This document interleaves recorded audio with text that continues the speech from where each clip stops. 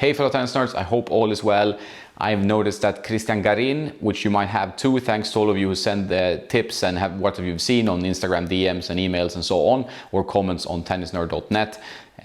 I've seen that he has changed racket again. You might have followed Garin's journey. He has been with a Radical Pro stock, a quite rare Pro stock for many years. More info on Tennis Nerd. But then he switched to a Wilson blade and it made some sense. Maybe his contract with Head had expired. Maybe he just wanted to shop around for something else. Maybe he was not happy with his equipment. Whatever drove him to change. Played with the Wilson for a few weeks really. But now already in February, he showed up in his recent match against Alejandro Tabilo with a Yonex. ISO 98 is my guess based on what I could see from the stream, but it's definitely a Yonex racket. He came in with a Yonex bag. He was already sponsored by Yonex by the looks of it. So usually when you're testing a racket, you black it out, you bring your normal bag or a no brand bag. But this was all Yonex. So maybe he found his racket, maybe he got a new deal, maybe he's still testing, I don't know. I would guess that this is now a done deal with Yonex, but a bit surprising to see 3 different rackets now in the period of a few months, and it's not really been great for his game. I'm not sure whether it's the racket or usually it's the mental thing.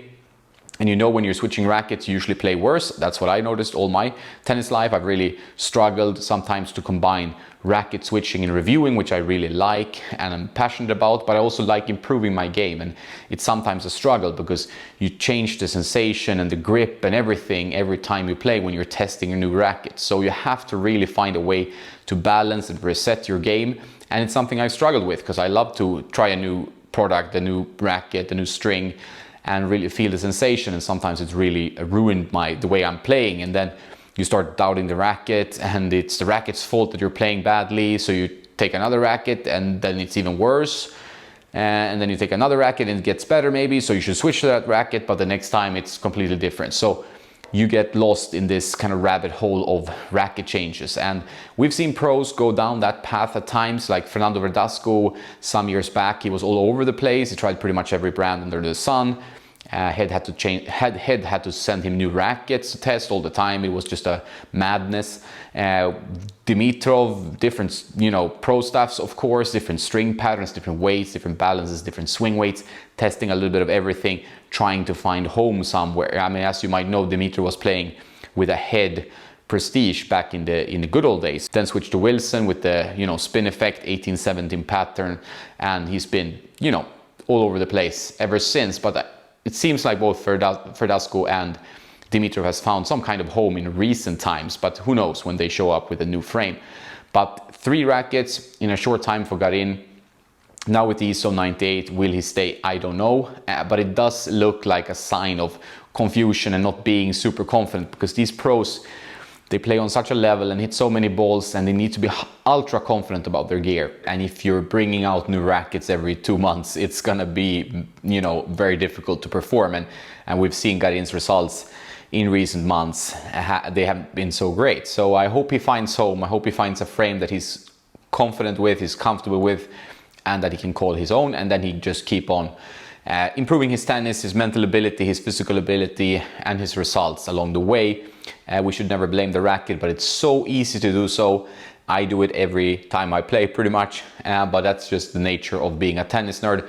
But my advice is, as always, don't do as I do, do as I say. Try to find your frame and then focus on that, focus on footwork, focus on your technique, focus on your physical and mental abilities, and you will improve as a tennis player. If you like testing rackets, if you collect rackets, if you love playing with a new stick every time you play or every other time, go ahead and do it. We're playing tennis to have fun, right? It's not really ultra serious. We should be happy every time we're on the court, even if we're losing. That's just the mindset we have to really appreciate the sport we're in, and that we're lucky enough to play such a great sport and just enjoy that and sweat for a few hours. So that's the mindset I really recommend.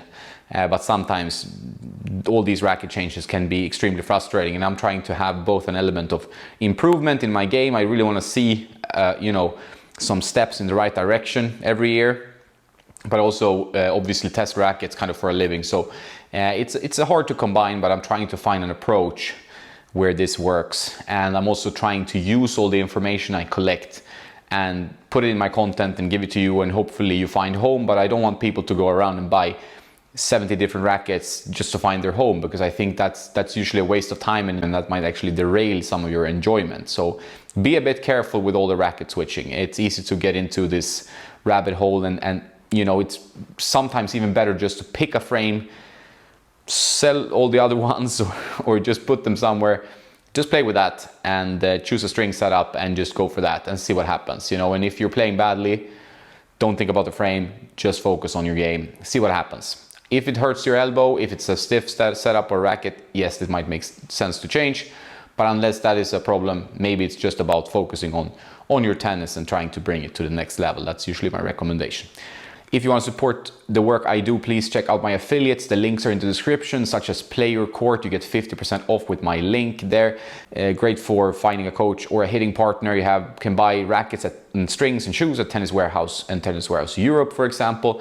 Big thanks for all your support. More content on my patreon.com/tennisnerd, where you get all the latest.